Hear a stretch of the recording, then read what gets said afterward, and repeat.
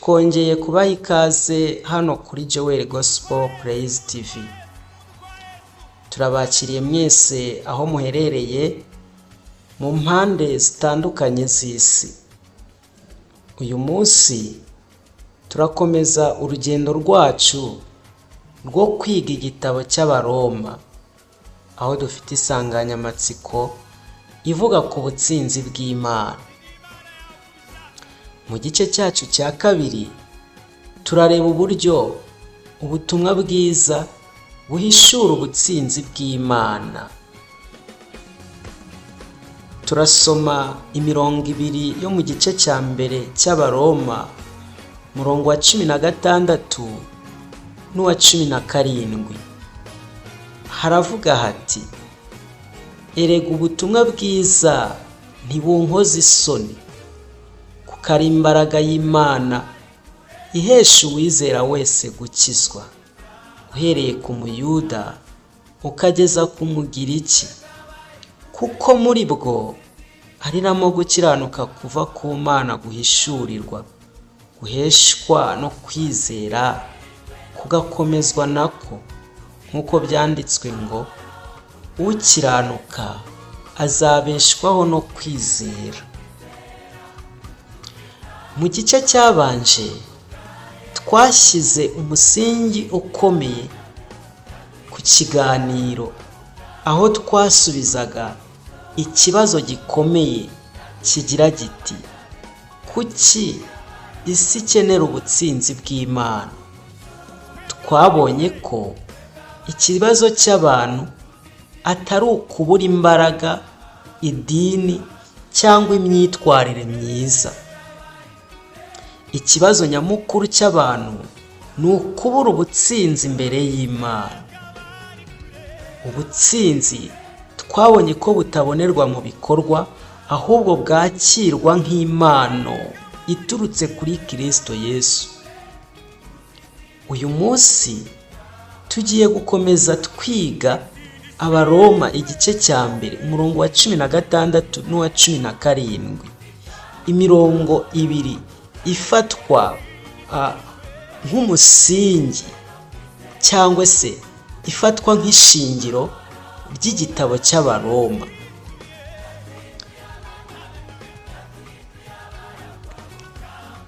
Ibyasobanuwe mu bice 16 byose by'Abaroma bikomoka kuri iyi mirongo ibiri, nk'uko igitabo The Righteousness of God kibisobanura.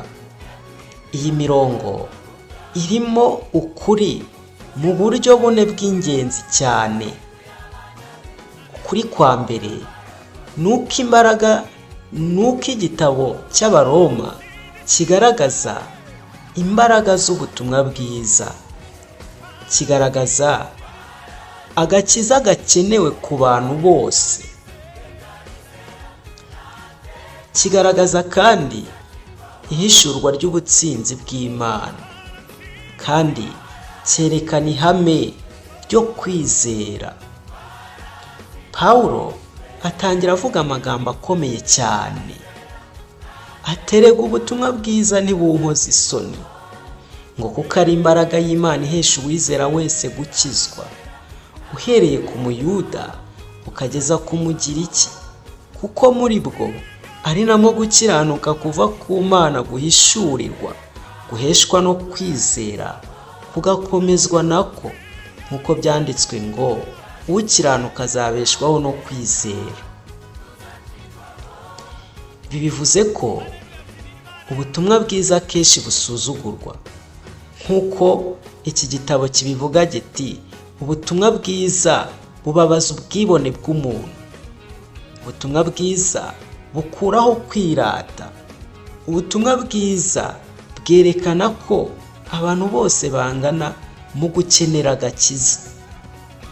Ubutumwa bwiza ntibugaragarira mu bushobozi bw'umuntu, ahubwo bwerekana ko agakiza ari umurimo w'Imana yonyine.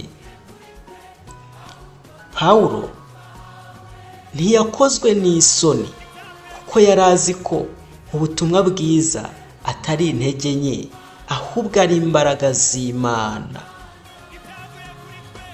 Bavandimwe, Pawulo ntiyavuze ko ubutumwa bwiza ari inama, ntiyavuze ko ubutumwa bwiza ari filozofiya, kandi ntiyavuze ko ubutumwa bwiza ari amasomo y'imyitwarire. Ahubwo yaragize ati ubutumwa bwiza nibwo bubasha bw'Imana bwo gukiza, ati ni imbaraga y'Imana ihesha uwizera wese gukizwa. Igitabo cy'Abaroma gisobanura ko Imana yonyine ifite imbaraga zo gukiza. Imana yonyine ishobora guhindura uko umunyabyaha ahagaze. Imana yonyine ikuraho icyasha ndetse n'urubanza umuntu acirwa rw'ibyaha. Imbaraga z'abantu zishobora guhindura imyitwarire, ariko ntizishobora gukiza icyaha. Agakiza gasaba imbaraga z'Imana, si imyitozo y'umuntu. Pawulo avuga neza ko agakiza ari ak'abantu bose, uhereye ku muyuda ukageza ku banyamahanga, ku banyedini ndetse n'abatari abanyedini. Agakiza ni ak'abantu bose bizeye, nk'uko iki gitabo gikomeza kibisobanura. Agakiza ntigahabwa abantu hakurikijwe ubwoko cyangwa inkomoko. Kwizera nicyo gisabwa cyonyine. Ibikorwa by'abantu bikurwa burundu mu ishingiro ry'agakiza. Bavandimwe, ibi bisenya ubwibone n'imyumvire yo kwiyumvamo ko hari abaruta abandi. Aya ni amagambo akomeye cyane yo mu Baroma. Ubutumwa bwiza ntibuhishura amategeko, ntibuhishura imigenzo mishya, ntibuhishura imyitwarire mishya, ahubwo buhishura ubutsinzi bw'Imana. Nk'uko igitabo cy'Abaroma cyerekana ko Imana yerekana ubutsinzi bwayo. Imana yerekana uburyo igira abanyabyaha intungane. Imana yerekana ubutsinzi nk'impano atari igihembo. Ubutsinzi si ikintu umuntu ajyana ku Mana, ni ikintu Imana izana ku muntu binyuze muri Kristo. Igitabo cy'Abaroma cyerekana rwose ko ubutsinzi bw'Imana buhishurwa. Guhishurwa bisobanura ikintu cyari gihishwe hanyuma kikagaragara. Bisobanura ikintu kidashobora kugerwaho ariko cyarangiza kigatangwa. Bisobanura ikintu umuntu atabasha gukora ariko kigakorwa n'Imana. Iyo ubutsinzi buba bubonerwa mu gukora neza, ubutsinzi ntibwari guhishurwa, ariko noneho buhishurwa kuko bwabanje kubaho muri Kristo Yesu. Ese bavandimwe, ijambo ngo ubutsinzi buva ku kwizera bukagera ku kwizera bisobanura iki? Aya magambo yagiye atuma benshi bayobywa, nk'uko The Righteousness of God ibisobanura. Kuva ku kwizera kugera ku kwizera bisobanura ko ubutsinzi butangirira ku kwizera.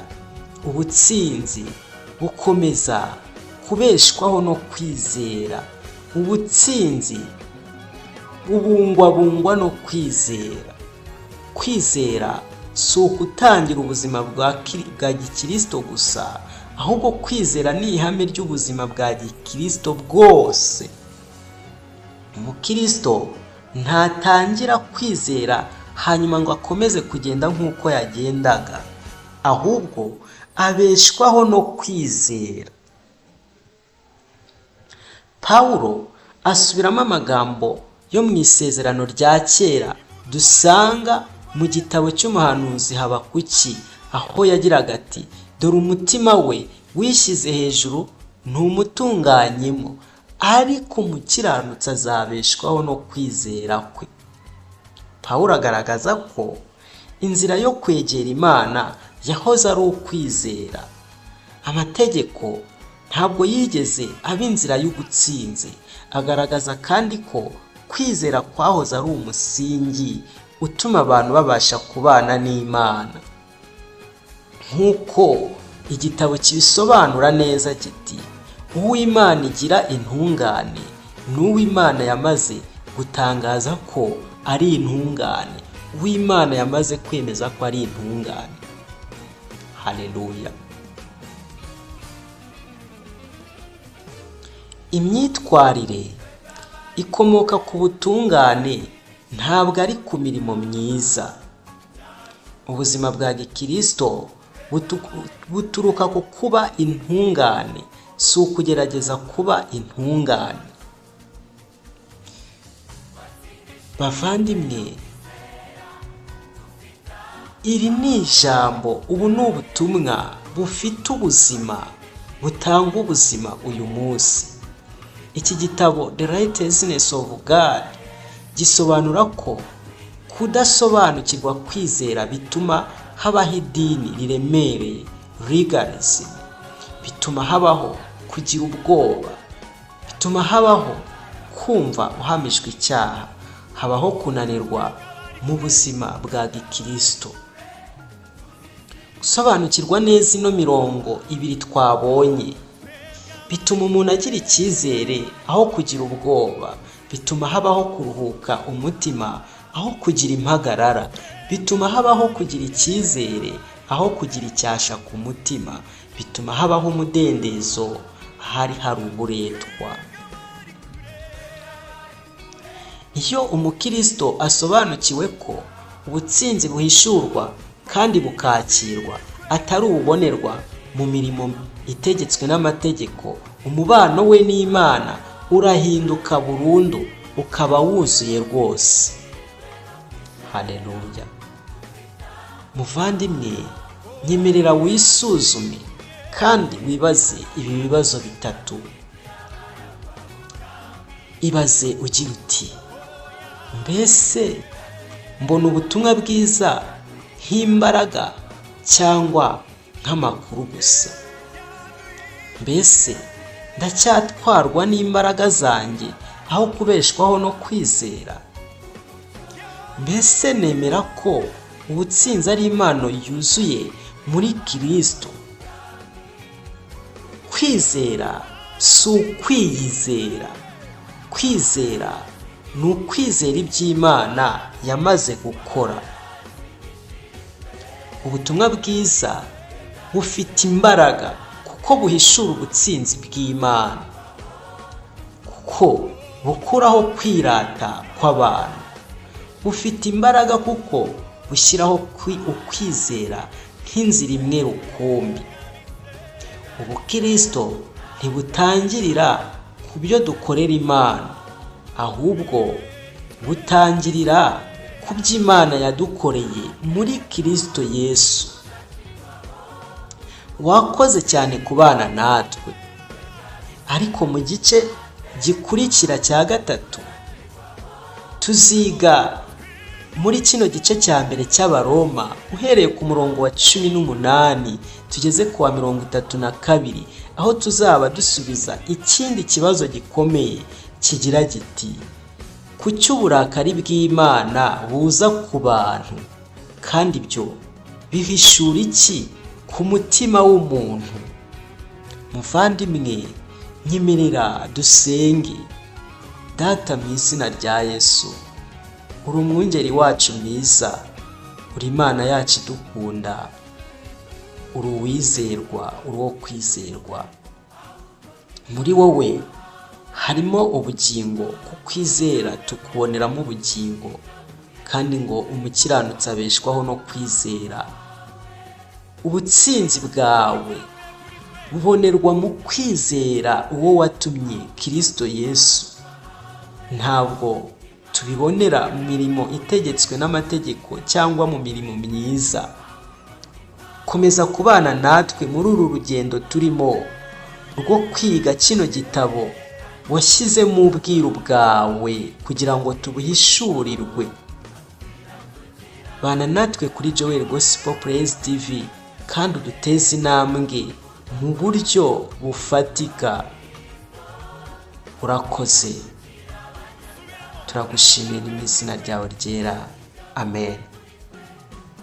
Muvandimwe, Umwami Yesu aragukunda. Komeza kubana natwe kandi ubwiru bw'Imana bukomeze kukwihishurira.